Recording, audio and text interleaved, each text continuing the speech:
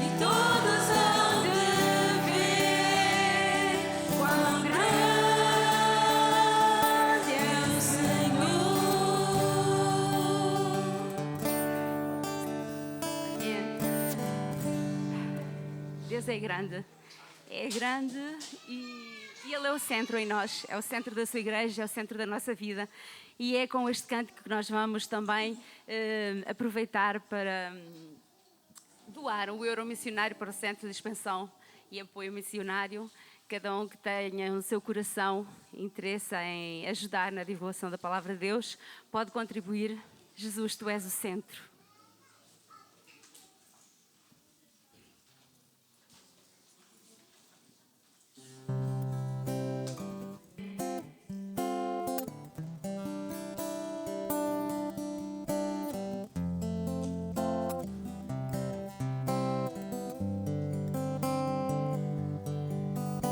Jesus é o centro de tudo que há. Jesus é o centro de tudo que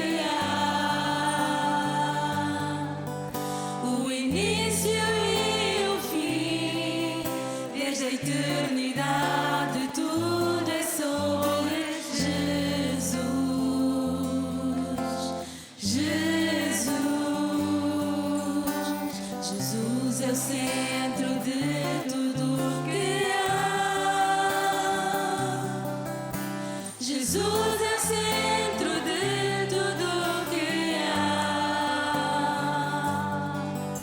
O início e o fim, desde a eternidade, tudo é sobre Jesus.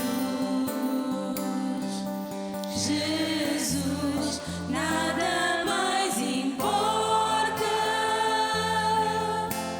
nada se compara a ti. Jesus, tu és o centro e tudo aponta para ti.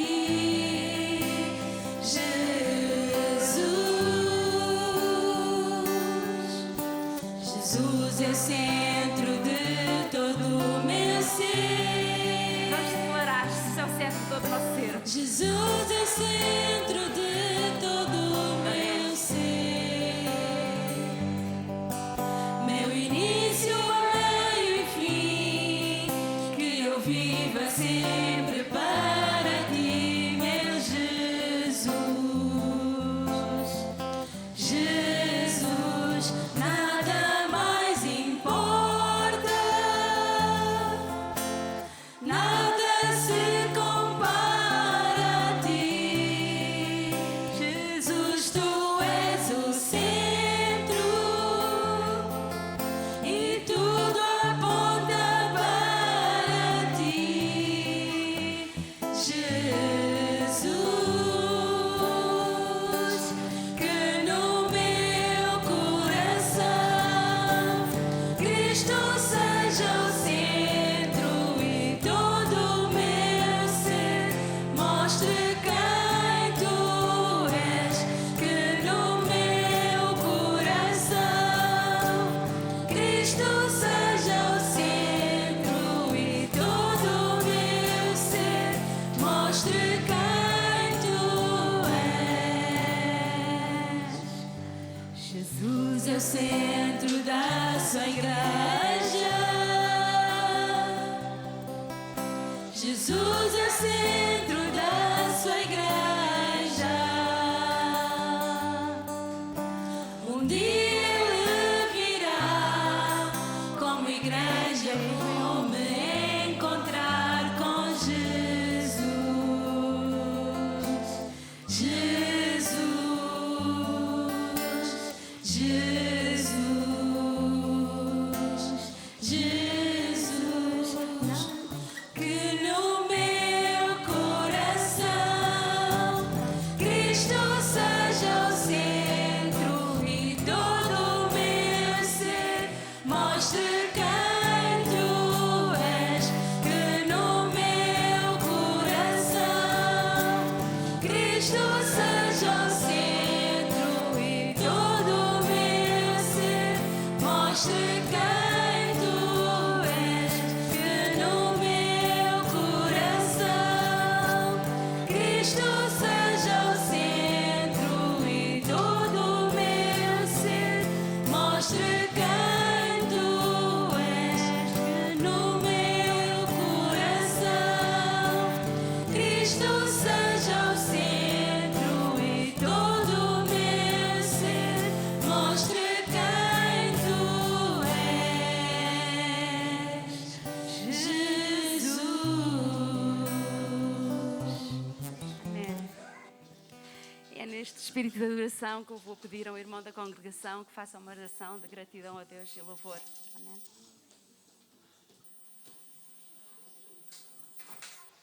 Te louvamos, ó Deus, glorificamos o teu santo nome, Pai, porque tu és Deus digno de toda a nossa exaltação. Obrigada, Papá, nós te louvamos pelo privilégio de mais uma vez nessa manhã de domingo, a tua igreja está aqui congregada, Senhor, para te louvar, exaltar o teu santo nome. Obrigada, Pai Santo. Papá, queremos colocar esse culto diante da tua presença, querido Deus. Que seja alfa e ômega, Pai Santo, nesse culto, Pai Santo. Para que a tua igreja não saia conforme entrou, querido Deus, mas possamos sair repletos da tua palavra, querido Deus. Que o doente seja curado, Senhor, o fraco saia aqui fortificado, Pai Santo, em nome de Jesus Cristo, que cada um sente a presença do Espírito Santo, querido Deus. Papá, colocamos o teu servo, Senhor, que estará à frente, Senhor, deste culto, Senhor, administrando a tua palavra em suas mãos. Senhor, que não seja ele, querido Deus, a falar, mas o Senhor fala através dele aquilo que o Senhor quer que a tua igreja ouça. Obrigada, Pai Santo. Obrigada, querido Deus. Também colocamos, Senhor, a viagem do nosso pastor nas tuas mãos, lá onde está, querido Deus. Sê com ele, querido Pai. Fala, Senhor, através dele, Senhor, naquele povo, Senhor, daquela congregação também. Obrigada, Pai Santo. Acrescenta-nos, papá, o que nós não pedimos pela tua misericórdia. Tudo pedimos em nome daquele que morreu para nossos pecados, Jesus Cristo, Senhor. Amém. E vamos abrir as nossas Bíblias no livro de Romanos.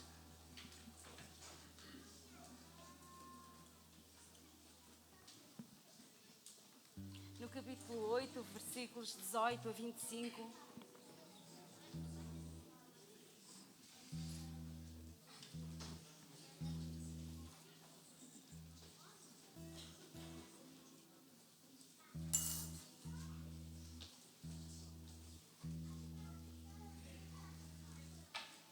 Irmã Elza, pode fazer esta leitura, se faz favor?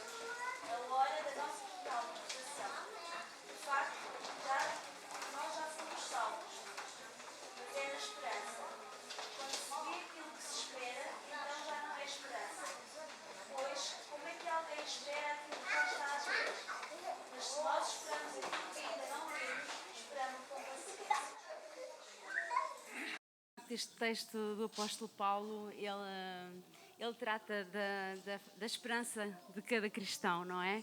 E da glória futura, em contraste com todo o sofrimento, com tudo o que nos causa dor e tristeza neste mundo presente. Mas tal como Paulo diz, as aflições atuais não se comparam com a glória futura que Deus tem guardada para cada um de nós, não é? Como diz a palavra de Deus, nunca o olho viu, nem o ouvido ouviu o que está preparado para cada um de nós. Nós, os cristãos, mesmo já sendo salvos, vivemos na expectativa da plena manifestação da salvação de Deus, quando Jesus arrebatar a sua igreja e nos der a redenção, não é? No corpo que um dia devemos ter glorioso com Cristo no céu. Uma coisa é o que vivemos aqui, mas muito mais sublime será aquilo que Deus tem preparado para quando estivermos junto dele na glória. E é isso que o apóstolo Paulo enfatiza, e ele dá mesmo enfoque a essa esperança, que é algo que ainda não vemos, mas esperamos pacientemente. No mundo de aflições, no mundo de guerra, no mundo que de facto tanta coisa nos entristece, mas que nós possamos aguardar, porque Deus tem um futuro glorioso para aqueles que esperam e confiam nele. É nesta certeza, e é esta certeza que nos fortalece, e aqui juntos como comunidade e na nossa vida, no nosso tempo a sós com Deus, é esta certeza de que a palavra de Deus não falha, que Ele é fiel e que nos oferece confiança, esperança, conforto, de que nos momentos de tribulação Deus está connosco e um dia todos seremos um corpo em glória. Amém? Estou tão seguro. Vamos continuar a louvar.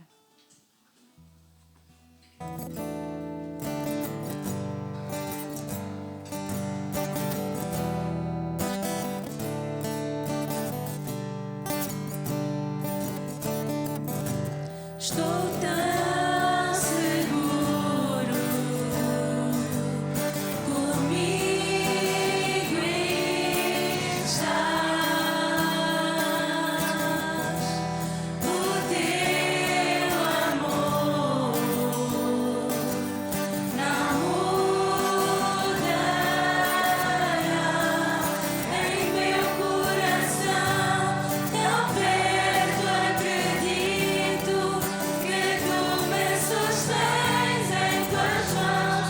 Eu pertenço, nunca me deixarás. Tão perto acredito que tu me sustens em tuas mãos. Eu pertenço, nunca me deixarás.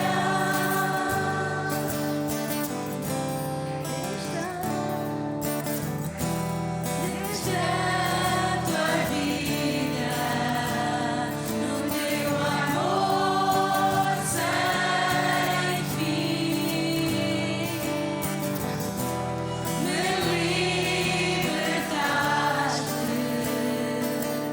mostraste o caminho e eu me encontrei. Tão perto acredito que tu me sustens em tuas mãos. Eu pertenço, nunca me deixarás. Tão perto acredito que tu me sustens em tuas mãos. Eu pertenço, nunca me deixarás. Sempre tens estado ao meu lado, mesmo quando não te vejo. Pelos anos mostraste mais de ti, mais de ti. Tão perto acredito que tu me sustens em tuas mãos. Eu pertenço, nunca me deixarás. Tão perto acredito que tu me sustens em tuas mãos. Eu pertenço, nunca me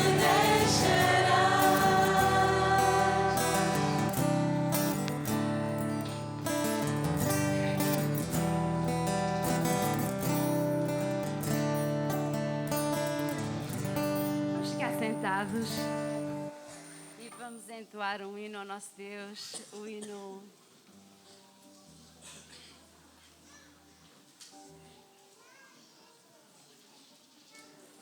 Mais perto quero estar e aproveitar este momento para dedicarmos as nossas ofertas e dízimos ao Senhor para governo e manutenção da obra de Deus neste lugar. Ninguém se sinta obrigado a contribuir, mas é um dever e, acima de tudo, uma honra. E deve trazer alegria aos nossos corações sabermos que do pouco ou do muito que possamos receber e ganhar com o sustento do nosso trabalho, possamos trazer à casa do Senhor para que a sua obra tenha continuidade.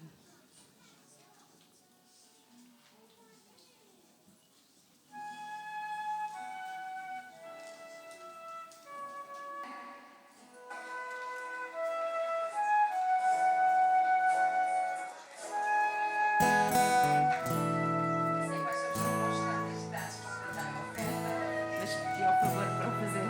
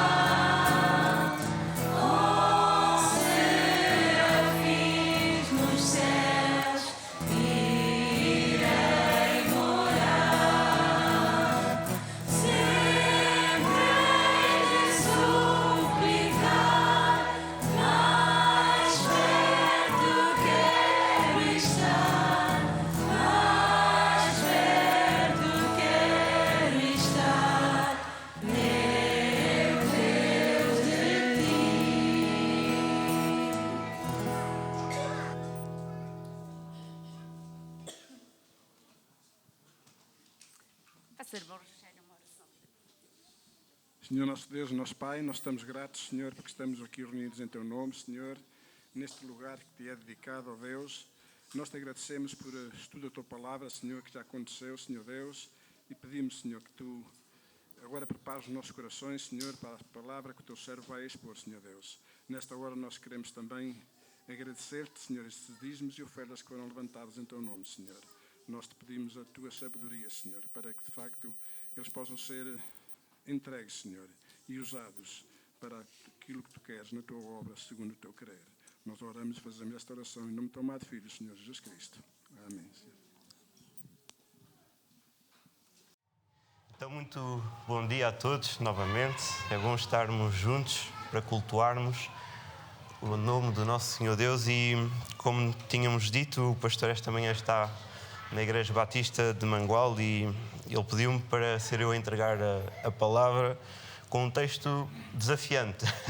Então eu espero que os irmãos saiam daqui mais com certezas do que com dúvidas, mais instruídos do que não instruídos. Honestamente, esse é o meu desejo. E eu gostava que nós pudéssemos ir então até à primeira carta aos Tessalonicenses, capítulo 4.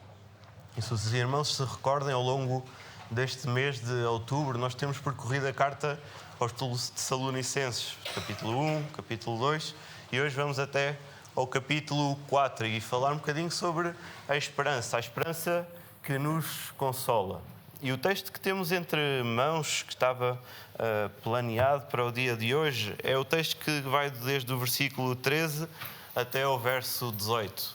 1 Tessalonicenses, capítulo 4, do versículo 13 até ao versículo 18. Eu vou passar a fazer a leitura então deste texto na versão Almeida Revista e atualizada. E diz assim: Não queremos, porém, irmãos, que sejais ignorantes com respeito aos que dormem, para não vos entristecerdes como os demais, que não têm esperança. Pois se cremos que Jesus morreu e ressuscitou, assim também Deus, mediante Jesus, trará em sua companhia os que dormem. Ora, ainda vos declaramos por palavra do Senhor isto: nós, os vivos, os que ficarmos até à vinda do Senhor, de modo algum precederemos com os que dormem, porquanto o Senhor mesmo, dada a sua palavra de ordem, ouvida a voz do arcanjo e ressoada a trombeta de Deus, descerá dos céus, e os mortos em Cristo ressuscitarão primeiro. Depois nós, os vivos, os que ficarmos, seremos arrebatados juntamente com eles entre nuvens para o encontro do Senhor nos ares, e assim estaremos para sempre com o Senhor. Consolai-vos, pois, uns aos outros com estas palavras. Este é o texto que temos para esta manhã e gostava que nós pudéssemos iniciá-lo pensando em como a vida pode ser muito efêmera, como é que a vida pode ser realmente muito curta. E a verdade é que muitas vezes estamos bem e de um momento para o outro vêm situações de saúde graves, podem vir situações imprevistas que nos tiram a vida. E depois, o que é que virá depois? E este texto vai um bocadinho retratar isso, como por vezes nós podemos andar angustiados, sem saber o que é que vai acontecer. E o título é mesmo exatamente isso, a esperança que nos consola. Uma esperança diferente, uma esperança que é suposto e deve trazer-nos consolo, deve trazer-nos paz.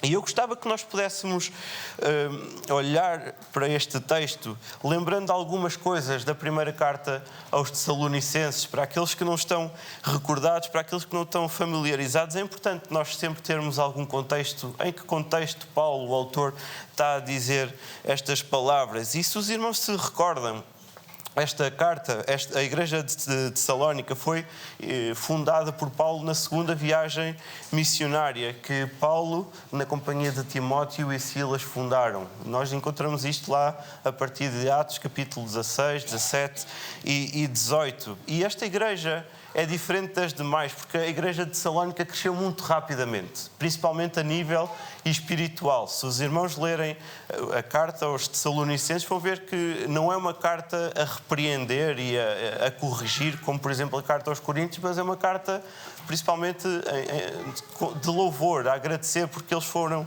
firmes na fé, eles não vacilaram muito. Mas o que acontece lá em Tessalónica, que era a capital da Macedónia, uma das cidades mais importantes do Império Greco-Romano, o que acontece é que havia lá muita hostilidade, principalmente de alguns judeus e de muitos gentios.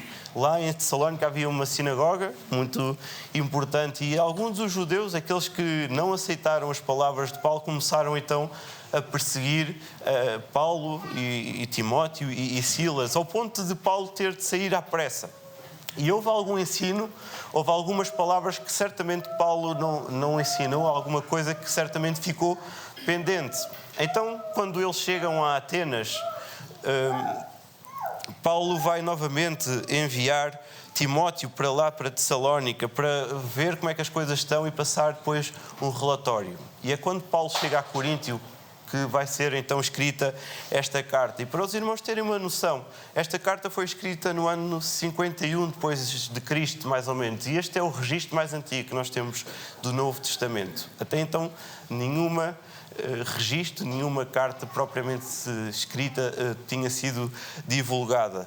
E é no meio desta perseguição, nesta tribulação, que esta igreja foi fundada, que esta igreja foi inaugurada, que pessoas judaicas e gentílicas acederam à mensagem que Paulo tinha pregado. Então, com base no relatório de Timóteo, em Coríntio, ele agora vai escrever esta carta com principalmente 3 grandes objetivos: louvar a Deus pela vida dos tessalonicenses, encorajá-los a permanecerem na fé como até aqui tinham feito, apesar de toda a tribulação e perseguição.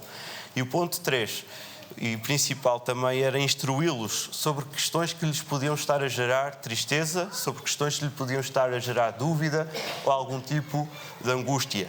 E é precisamente aqui que nós entramos no capítulo 4, sobre estas questões de depois de louvar, depois de encorajar os tessalonicenses, agora Paulo vai passar a instruí-los sobre coisas que Timóteo notou que não tinham ficado tão bem esclarecidas.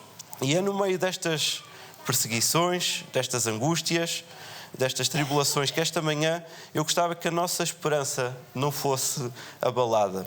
Sobretudo aquela esperança que nós temos no regresso do Senhor Jesus Cristo. Sobretudo na esperança que nós temos no regresso, na segunda vinda em glória do Senhor Jesus Cristo até à terra. E eu gostava então que nós pudéssemos mergulhar no texto. O texto em si é desafiante, por isso nós iremos devagar.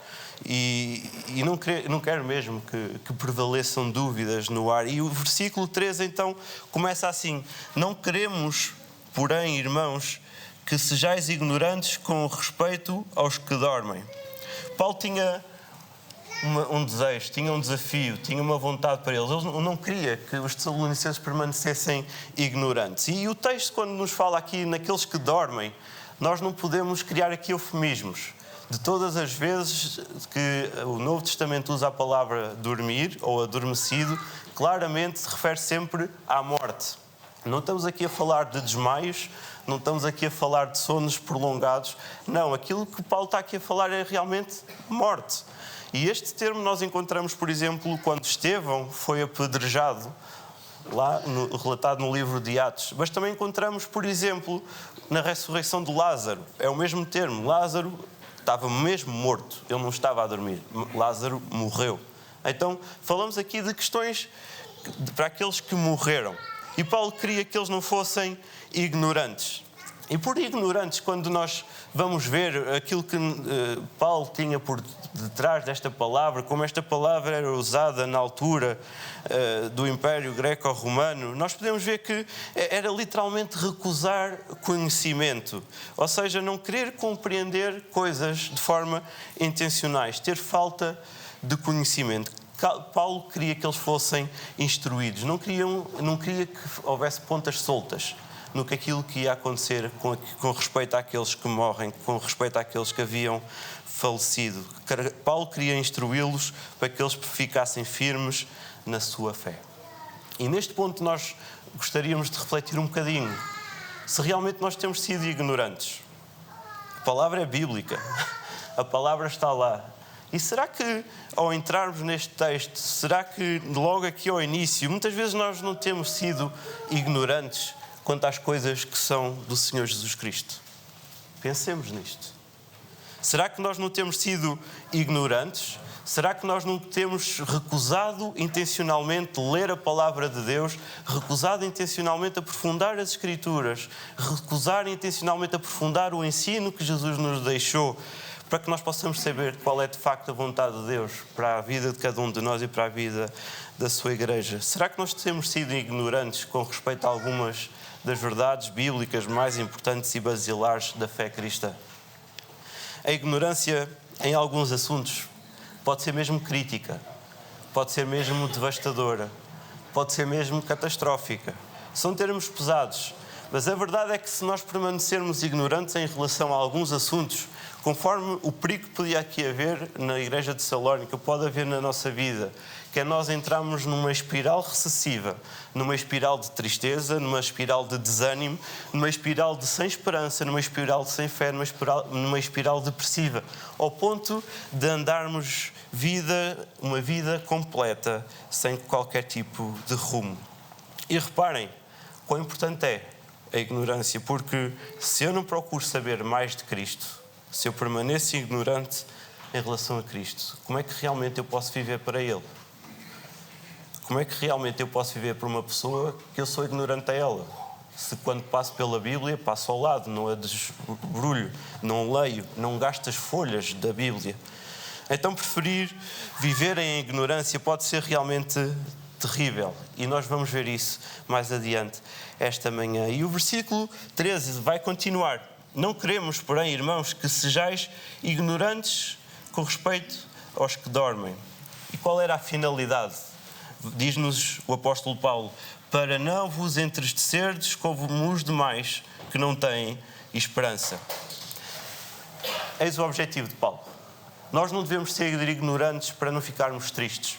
E a ideia aqui não é ficar tristes de forma isolada. Hoje eu estou mais triste, hoje eu estou desanimado. Não, a ideia de entristecer que Paulo nos relata é um contínuo, uma angústia contínua, uma sucessão de ano após ano, mês após mês, se calhar até ao final dos nossos dias, em que nós andamos tristes, aborrecidos, deprimidos. E os irmãos, recordem-se, a igreja de Salónica foi criada em grande tribulação, em volta à perseguição, ao ponto de Paulo ter de sair, depois ir para Bereia, que também foi expulso, e também teve de sair à pressa. E a vida naquele tempo, neste primeiro século, não era fácil.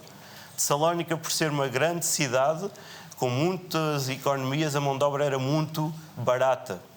Então havia trabalho literalmente escravo. A vida não tinha grandes esperanças para dar. Ainda para mais, estes que acediam à mensagem de Paulo eram um mínimo face àquilo que era a sociedade naquele tempo. Estamos a falar de poucas pessoas, face a uma cidade que provavelmente tinha mais, aproximadamente 200 mil pessoas. Para mais, neste tempo, se os irmãos se recordam, havia várias correntes filosóficas. Correntes que diziam que não, para além da vida não há mais nada. Os epicureus, estes acreditavam, por exemplo, que não é possível haver eternidade. Os estoicos, se os irmãos se recordam ou se já ouviram, eles diziam que sim, enquanto eu estou vivo, então não há morte. Se eu morro, então é porque já não estou vivo. E ficavam-se por este argumento simplicista. E de facto a igreja estava sob forte tribulação e perseguição. E não era fácil eles ganharem ânimo. Muitas vezes, quando no que toca à fé, nós podemos ter dois lados. Quando a tribulação vem, quando as forças à nossa volta vêm, nós ou escondemos-nos e vivemos a nossa fé em segredo, ou então nós mostramos a nossa fé ao mundo. E a igreja de Salónica estava a ser importante porque estava a mostrar a sua fé. Então era importante que, se eles não se estavam a esconder e a igreja estava a crescer, é importante nutri-los de toda a convicção e de todas as certezas, principalmente ao ponto que agora Paulo iria estar a passar. E a verdade é que todo o ser humano tem algum tipo de esperança. Uns têm esperança que o futuro melhore, outros têm esperança que finalmente a paz venha a reinar. Outros têm esperança que a dor acabe, que a dor física termine, que finalmente a alegria chegue à minha vida, a alegria chegue ao nosso lar. Mas eu gostava que, do ponto de vista bíblico e do ponto de vista que Paulo aqui nos fala, nós falamos de uma esperança diferente. É uma esperança que o mundo não pode dar. A esperança que Cristo voltará em glória. A igreja de Tessalónica, o espírito era que Cristo estaria para voltar em breve. A igreja tinha grande entusiasmo por este dia. A igreja esperava ansiosamente que Cristo voltasse e isso motivava-os mesmo. Se os irmãos desfolharem para o capítulo 2, ou os que tiverem digital puderem dar lá um salto, ao capítulo 2, o versículo 19, vamos dizer: pois quem é a nossa esperança, ou alegria, ou coroa, que exultamos na presença de nosso Senhor Jesus Cristo em sua vinda. Ou seja, a vinda do Senhor para eles era um ponto que estava sempre forte, sempre ali saliente. Também no capítulo 1, versos 9 e 10, diz-nos: pois eles mesmos, no tocante a nós, proclamamos que repercussão teve o nosso ingresso no vosso meio, e como deixando os ídolos vos convertestes a Deus para servirdes a Deus vivo e verdadeiro, e para aguardardes dos céus o seu Filho, a quem Ele ressuscitou dentre os mortos, Jesus, que nos livra da ira vindoura. Então o futuro estava muito presente nesta igreja, aquilo que iria acontecer, o entusiasmo e a esperança que destas pessoas estavam. Sim, hoje está tudo péssimo, hoje está tudo horrível, mas eu sei que Jesus vai voltar, que Jesus virá. E a esperança que Paulo falava era uma esperança que pode ser dada através do Senhor Jesus Cristo. Lá, na carta aos Efésios, capítulo 2, versículo 12, Paulo vai dizer: naquele tempo estáveis sem Cristo, separados da comunidade de Israel e estranhos às alianças da promessa, não tendo esperança e sem Deus no mundo. Então parece que a esperança do crente é diferente da esperança daquele que não tem crente. A esperança que Paulo fala não é uma esperança de coisas para já, não é uma esperança de coisas do agora, não é uma esperança de coisas circunstanciais da vida, é uma esperança de que quem tem Deus a pode ter e de quem não tem Deus não a terá nem pode ter. E eu gostava esta manhã de perguntarmos se ainda temos nós esperança na segunda vinda do Senhor Jesus Cristo. Como é que nós reagimos a isto? Será que estamos tão indiferentes ao Evangelho ou tão ignorantes que já nem mexe connosco a segunda vinda do Senhor Jesus Cristo?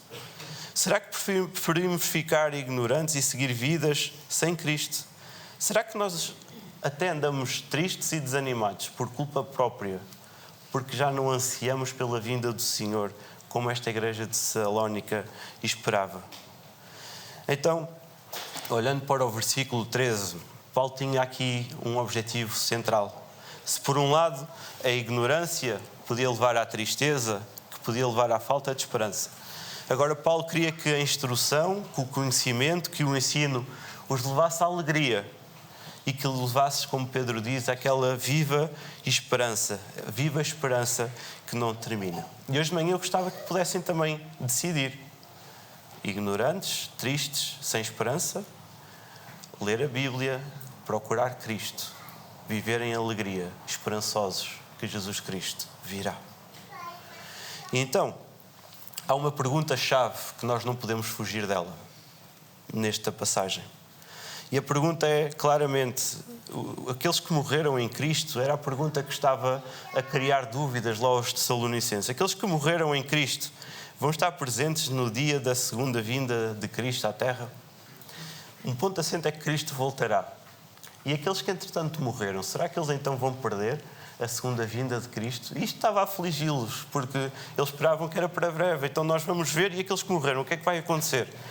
E antes de nós avançarmos a partir do versículo 14 em diante, eu gostava que nós pudéssemos tirar só um parênteses para realçar aqui algumas notas. Ao contrário de algumas e de outras doutrinas, a doutrina da escatologia, que é a doutrina dos finais do tempo, ela não aparece num único texto, nem é retratada apenas num único livro da Bíblia. São vários trechos que são feitos, são vários textos que estão escritos, principalmente palavras do Senhor Jesus, palavras do apóstolo Paulo, de Pedro e lá de João também em Apocalipse. Então, não há um texto que diz do início ao fim como é que tudo vai ser. Eu também gostava que os irmãos tivessem presentes o seguinte: isto é uma carta. E quando Paulo escreve à igreja de Tessalónica, ele está a pensar nas necessidades da igreja de Tessalónica. E se os irmãos lerem o início do capítulo 5, ele não vai avançar mais, porque diz que, quanto ao resto, o dia do Senhor, eles já estavam instruídos. Então, quanto ao resto, outras passagens, por exemplo, Coríntios e Apocalipse, falam-nos. Mas aqui Paulo não vai esboçar nem enquadrar toda a teoria, nem toda a doutrina dos finais do tempo. Então, hoje de manhã não vamos explanar tudo, vamos explanar aquilo que Paulo queria. Torna-se necessário, então, que nas verdades fundamentais nós realmente estejamos juntos e se porventura houver algum tipo de visão diferente, nós possamos cultivar o amor ao próximo e seguir juntos ao Senhor Jesus Cristo. Porque os irmãos, como sabem, ao contrário de outras doutrinas, a doutrina dos finais do tempo é daquelas que, onde há 2 batistas, há 3 opiniões. Então, umas com mais fundamento, na minha opinião, do que outras. Mas há várias interpretações humanas. Porque a mente humana é limitada, porque a mente humana está sob pecado. Mas Deus é soberano sobre o tempo e sobre todo aquilo que há. E com isto dito, e que acho que era importante ser dito, nós então vamos para o versículo 13, para o versículo 14. Então vejam, se cremos que Jesus morreu e ressuscitou. Esta é a primeira premissa que nós precisamos de ter antes de avançarmos. A resposta à pergunta anterior vai depender realmente à pergunta: o que é que acontece aos mortos? Será que eles vão lá estar quando Jesus vier? Nós os vivos? Sim. E aqueles que morreram vão perder este grande evento futuro? Vai depender do se. Se crermos que Jesus morreu e ressuscitou. E esta manhã eu gostava mesmo de perguntar-vos isto. Crês tu, crê o irmão, crê você, que Cristo Jesus morreu e ressuscitou? Porque é que esta pergunta é importante? Porque pode acontecer nós muitas vezes até afirmarmos que somos crentes, pode muitas vezes nós até afirmarmos que sim, eu creio que Jesus Cristo morreu e creio até que ressuscitou, algo que a sociedade naquela altura fortemente dizia: não há vida para além da morte. Mas eu creio que sim, que Jesus ressuscitou. Então é imperativo que convictamente nós saibamos justificar a nossa fé. Mas mais do que justificar a nossa fé, é imperativo que nós tenhamos fé que realmente Jesus Cristo veio a este mundo, morreu para que o pecador pudesse ser salvo, para que o pecador pudesse ter uma vida eterna. Então o meu desejo, a minha oração é que realmente, se ainda não há conhecimento de que Jesus é o Senhor e Salvador da sua vida, que hoje Jesus o possa estar a incomodar. E a verdade é que Paulo diz: Jesus ressuscitou. É verdade? Se é verdade, o que é que acontece? E eu sugiro que nós possamos dar uma saltada rápida até 1 Coríntios, capítulo 15. 1 Coríntios, capítulo 15. E 1 Coríntios 15, quem quiser aprofundar mais sobre o tema, é um dos capítulos também base, quando nós falamos dos finais do tempo. E nós vamos ler do versículo 13 até ao versículo 17. 1 Coríntios 15, capítulo 15, versos 13 até ao verso 17. E diz-nos assim: e se não há ressurreição dos mortos, então Cristo não ressuscitou. E se Cristo não ressuscitou, é vã a nossa pregação e vã a nossa fé. E somos tidos por falsas testemunhas, mentirosos diante de Deus, porque temos asservado contra Deus que Ele ressuscitou a Cristo, ao qual Ele não ressuscitou, se é certo que os mortos não ressuscitam. Porque se os mortos não ressuscitam, então também Cristo não ressuscitou. E se Cristo não ressuscitou, é vã a vossa fé e ainda permaneceis nos vossos pecados. Vejam, irmãos, se não há ressurreição de mortos, então nós temos de dizer que Cristo nunca ressuscitou. Versículo 13. Se não há ressurreição dos mortos, então nós temos de assumir que aquilo que eu estou a dizer é mentira e não estamos aqui a fazer nada. Então, se Cristo não ressuscitou, toda a base da nossa fé de nada vale. Se Cristo não ressuscitou, nós somos mentirosos, dizia-nos daí o versículo 15. Se Cristo não ressuscitou dos mortos, então, literalmente, versículo 16, Cristo não pode ter ressuscitado, se não há ressurreição de mortos. Versículo 17, o mais importante de todos, se calhar. Se Cristo não ressuscitou, se não há ressurreição de mortos, se nós não acreditamos nisto, então, na realidade, nós continuamos presos ao pecado e não livre deles. Vejam, a ressurreição é tão importante porque é através dela que nós sabemos que Jesus venceu a morte, que Jesus venceu o pecado. O pecado não tem mais domínio. É através da ressurreição do Senhor Jesus Cristo que nós sabemos que no fim haverá vitória para todos aqueles que o temem. E vejam aí o versículo 21 e 22 de 1 Coríntios, capítulo 15, 1 Coríntios 15, verso 21 e 22. Diz-nos assim: visto que a morte veio por um homem, também por um homem veio a ressurreição dos mortos. Porque assim como em Adão todos morreram, assim também todos serão vivificados em Cristo. Então qual é o ponto? Se o pecado entrou através de Adão e bolas, porque é que o pecado passa de pessoa para pessoa? Eis que o Senhor Deus enviou o seu Filho à terra para que todo aquele que nele creia possa viver. E em Cristo, por um homem, o pecado entrou. E em Cristo, através de um homem, o pecado foi liberto. O pecado foi vencido. Se através de Adão o pecado entrou no mundo, através de Cristo o pecado foi finalmente derrotado. O pecado foi finalmente vencido. E é por isso que nós cremos no Senhor Jesus Cristo. Porque nós sabemos que o seu sacrifício foi único, o seu sacrifício foi suficiente e através dele, todo aquele que confessar e crer no seu nome pode ser salvo. Então, se Cristo ressuscitou, nós temos aqui dois caminhos: crer ou não crer. Voltamos lá de 1 Tessalonicenses, a condicional se crermos que Jesus morreu e ressuscitou. Se crermos ou se não crermos. E aqui há dois caminhos, logicamente. Qual deles nós vamos acreditar? Qual deles nós acreditamos? E vejam, versículo 14, a segunda parte. Se crermos que Jesus morreu e ressuscitou, o que é que acontece? Assim também Deus, mediante Jesus, o que é que vai acontecer? Diz-nos o texto: trará em sua companhia aqueles que dormem. E eis que o resultado de se... Aqui precisamos de ir mesmo devagar. E quando nós olhamos para a palavra que é traduzida para português por trará, nós precisamos de ir ver lá no original o que é que realmente o trará significa. E a palavra que está aqui por trará, porque o trará é trazer, ou Cristo vem, o que é que realmente vai acontecer. E quando nós olhamos para aqui, para este Deus trará em sua companhia, nós lemos que Deus conduzirá. Deus significa que vai liderar, guiar um grupo até a algum determinado lugar. Este trará significava levar algo ou alguém de um ponto para o outro. Este trará significava literalmente liderar um grupo de pessoas, liderar alguém, liderar alguma coisa. Então vejam a beleza do texto que está aqui a ser dita. Através de Jesus, aqueles que morreram serão conduzidos, serão guiados em sua companhia. E aqui entramos no título desta mensagem: a esperança que nos consola. Isto deveria nos trazer consolo. Consolo de que um dia todo aquele que creu no nome do Senhor Jesus Cristo, Jesus o irá ressuscitar e com ele irá, em sua companhia, guiado por ele, conduzido com ele. O crente que havia falecido, através deste texto nós percebemos que ressuscitará e na companhia do Senhor Jesus Cristo ele vai viver e vai ser levado com ele. Os mortos, diz-nos então Paulo, que vão ressuscitar com a segunda vinda de Cristo.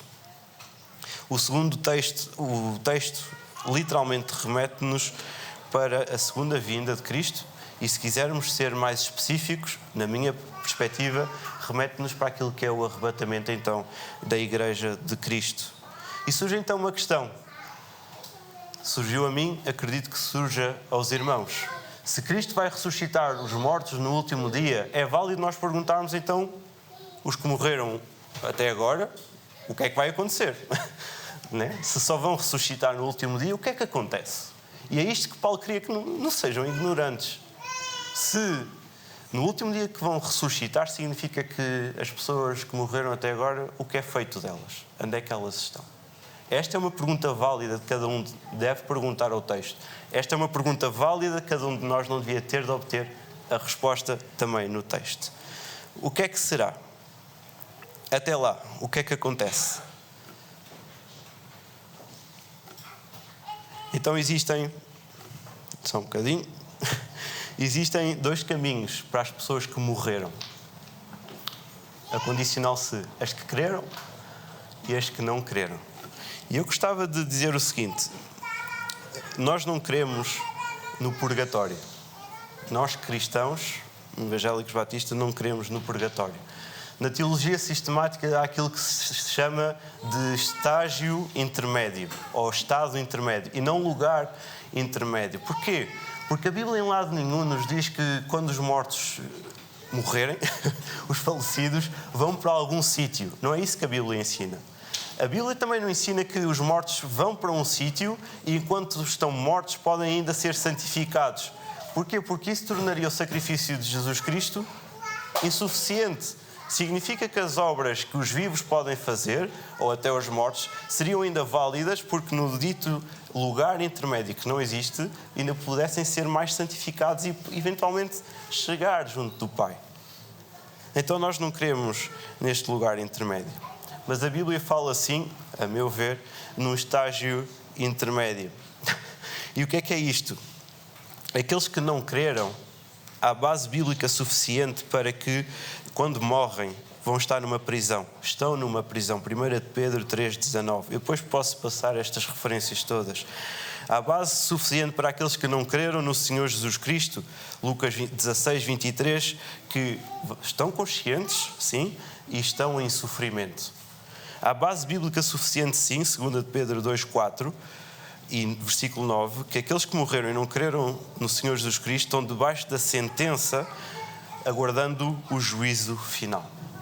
E aqueles que creram no Senhor Jesus Cristo em vida, há base bíblica suficiente para dizermos que está com Cristo. 2 Coríntios 5, 1 a 8.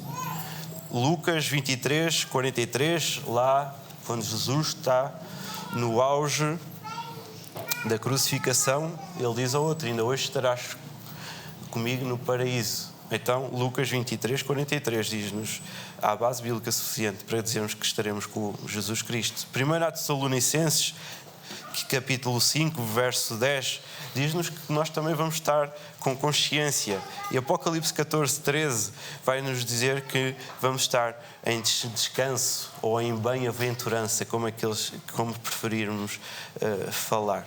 Então, há aqui uma distinção importante, que muitas vezes eu creio que por os cristãos não saberem ou por não aprofundarem, criam dúvidas na sua cabeça, como os crentes de Tessalónica. O corpo é mortal, a alma não. O corpo é corruptível, a alma dura para todo o sempre. Então o que é que acontece até à segunda vinda de Cristo aos que morreram? Quer numa situação, quer noutra, todos nós, crentes ou não crentes, aguardamos a segunda vinda de Cristo. Conforme o texto que nós líamos em Atos de Culto, Romanos 8, 19, a ardente expectativa da criação espera a revelação, a manifestação dos filhos de Deus. Vejam, é um já, ainda não, mas há expectativa por um grande final. Isso não significa que hoje os que morreram estejam juntos de Cristo. O que é que acontece? Aqueles que morreram estão com Cristo e com Cristo estarão. Mas a Bíblia fala-nos claramente em 1 Coríntios 15, versículos 53 e 54, e não me quero enganar nas referências, 1 Coríntios 15, 53 e 54, que um dia, literalmente, os nossos corpos serão glorificados. Um dia, literalmente, nós receberemos nossos novos corpos preparados para toda uma eternidade com o Senhor Jesus Cristo. Então nós não devemos confundir. Ainda que hoje aqueles que morrem estejam ou num lugar muito mau ou num lugar já muito bom com Cristo, um dia o Senhor Jesus Cristo virá, os corpos irão ser ressuscitados e com eles nós vamos estar ou não. E o versículo 14 mostra o consolo para nós hoje, e esse é o ponto de Paulo e é o ponto de hoje. Paulo é bastante pastoral na sua abordagem. Paulo mostra que eles podem estar consolados, podem estar em paz. Os crentes podem encontrar consolo em Jesus porque, morrendo, estarão com Ele, mas também na segunda vinda, em Cristo, com Ele estarão. Não há receio. A morte para o crente deveria trazer paz e não medo, alegria e não tristeza, esperança e não desespero ou angústia. A morte para o crente devia fazê-lo louvar e agradecer ao Senhor Jesus Cristo. Então e porque o tempo avança, vamos até aos versículos 15 a 17. E o consolo é estar diante do Senhor Deus. Vejam, versículo 15 diz-nos que é por palavra do Senhor. Os que estiverem vivos, quando Jesus voltar, não irão ter vantagem nenhuma dos que anteriormente morreram. Eu creio isto. Através do versículo 15, nós vemos que aqueles que morreram de forma alguma vão ser ultrapassados por aqueles que estiverem vivos. Não há vantagem nem num nem no outro. Por outro lado, o texto do versículo 15, se os irmãos atentarem, até parece indicar claramente, e isto para aqueles que gostam mais deste tema, parece indicar claramente que quando Jesus vier ainda vai haver vivos. Se vai haver vivos, provavelmente haverá fiéis ainda na terra, provavelmente ainda haverá crentes na terra. E nós avançamos para o versículo 16, em que Paulo vai então dar uma sequência de passos, não todos, logicamente, mas olhando para o versículo 16, nós novamente vamos ver por palavra de ordem. Se antes era por palavra do Senhor, por palavra de ordem, a manifestação da palavra. E Paulo mostra aqui uma sequência de acontecimentos. Vejam o versículo 16. Primeiro, ouvida a voz do arcanjo. Segundo, ressoada a trombeta. Terceiro, o Senhor descerá dos céus. Quarto, os mortos em Cristo ressuscitarão no novo corpo, glorificado e preparado. Quinto, os vivos irão seguir-se aos mortos. Os acontecimentos então aqui descritos não encerram nenhuma questão sobre os finais do tempo, dão algumas pistas, alguns indícios. Sobretudo devem dar esperança e alento ao crente. Versículo 17 vai-nos mostrar então qual é que é o objetivo da segunda vinda do Senhor Jesus Cristo. Verso 17, depois nós os vivos, os que ficarmos, seremos então arrebatados juntamente com eles, entre nuvens, e depois o que é que nos diz Paulo? Para o encontro do Senhor nos ares, e assim estaremos sempre com o Senhor. Então, não entrando aqui em várias interpretações completas daquilo que é a escatologia, mas versículo 17 diz-nos que o encontro do Senhor nos ares, e estaremos com Ele para todo o sempre. Quando o Senhor Jesus Cristo vier, o encontro será com Ele, nos ares, e estaremos para Ele para todo o sempre. Não há mais nenhum faseamento. Agora, por trás desta palavra encontro, os irmãos podem não acreditar, mas há várias discussões. Então torna-se interessante e relevante o que é que significa esta palavra encontro. E novamente, o dicionário grego diz-nos que era o ato de pessoas irem ter com alguém, por norma, importante. Alguém que tinha alguma autoridade. E esta palavra encontro, por mais impressionante que seja, só aparece mais 2 vezes no Novo Testamento. Em Mateus 25, versículo 6, que retrata a parábola das 10 virgens, nomeadamente referindo-se aos finais do tempo, e Atos 28, verso 15, quando Paulo finalmente chega a Roma e alguns cristãos então o vão receber e o levam consigo. São 3 vezes que esta palavra encontro aparece no Novo Testamento. E aqui convém salientar que existem efetivamente algumas abordagens. E eu vou só dizê-las, não vou explicá-las, porque o tempo não o permite, e isto não é uma conferência e muito menos uma palestra, mas existem abordagens pós-milenistas, amilenistas, pré-milianistas, pré-tribulacionistas, dispensacionalistas, todos estes termos caros. Mas todas elas dizem que o encontro de Deus pode ser de determinadas formas e em determinados momentos do tempo. Aquilo que nós, olhando para este texto, versículo, podemos ver é que quando Jesus Cristo viesse, honestamente, com base neste texto, é de uma vez para todos e ainda haverá crentes aqui na terra. Então,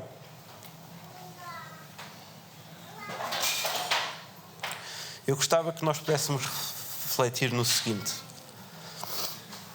No princípio, em Gênesis 1, Deus criou o universo por meio da palavra. Quando nós chegamos ao início do Novo Testamento, João 1 diz-nos que a palavra encarnou, a palavra tornou-se Jesus Cristo. E quando nós chegarmos ao final dos tempos, em algum momento, por palavra do Senhor, por palavra de ordem, a palavra voltará novamente. E era aquilo que nós cantávamos, do início, do meio e do fim. Tudo é sobre o Senhor Jesus Cristo. Ele, por meio da palavra, tudo foi criado, sem Ele nada do que foi feito se fez. Em João, tudo o que existe, a plenitude dos tempos, veio com o Senhor Jesus Cristo e no fim Jesus Cristo voltará para levar consigo aqueles que creram no seu nome, aqueles que são salvos. E eu gostava que nós pudéssemos ver o versículo 18, da esperança que nos consola. E há um consolo garantido para os crentes. E eu gostava que nós pudéssemos perceber o seguinte: aqueles que não creem no Senhor Jesus Cristo, de forma alguma poderão ter esta esperança. Aqueles que não crerem no Senhor Jesus Cristo, de forma alguma podem ter esta ardente expectativa de que um dia estarão novamente com o Senhor Jesus Cristo. Aqueles que não crerem no Senhor Jesus Cristo podem ter uma ardente expectativa de que o juízo será terrível, de que o sofrimento será terrível e de que o sofrimento também será eterno, da mesma forma que a glória com o Pai será. Então nós não devemos crer ou não por medo, mas nós devemos crer no Senhor Jesus Cristo por aquilo que Ele é, por tudo aquilo que Ele fez. E os crentes de Tessalónica, e os crentes de hoje, e os crentes de amanhã podem estar certos de que quando Cristo vier, virá em glória e irá ser um encontro glorioso, um encontro incrível. Se será nas nuvens, se será na terra, se são os mortos em que sobem ou se é Jesus que desce, se será antes da tribulação ou depois da tribulação, se será antes do milénio ou depois do milénio. Outros textos vão abordar estas questões, mas hoje há uma esperança para todos nós. E a esperança que nos consola, que devia consolar cada crente esta manhã, é a esperança que Jesus Cristo veio, Jesus Cristo voltará. E todo aquele que crê no nome dele, como único Senhor e Salvador, para sempre terá uma vida ao seu lado, em glória e em majestade. Enquanto é tempo, nesta terra, nós podemos fazer o bem, uma escolha acertada ou uma escolha errada. Significa que nós devemos relaxar aqueles que queremos. Eu gostava de terminar olhando para o capítulo 5. O verso 17 diz-nos: orai sem cessar. Enquanto é tempo, oremos e não cessemos de procurar o Senhor Jesus Cristo. Que a nossa esperança esteja única e exclusivamente nele, para Ele, e tudo que nós façamos seja mesmo para Ele. Que Deus nos abençoe. Vamos ter então um tempo de pós-lúdio e oração silenciosa, terminando este ato de culto.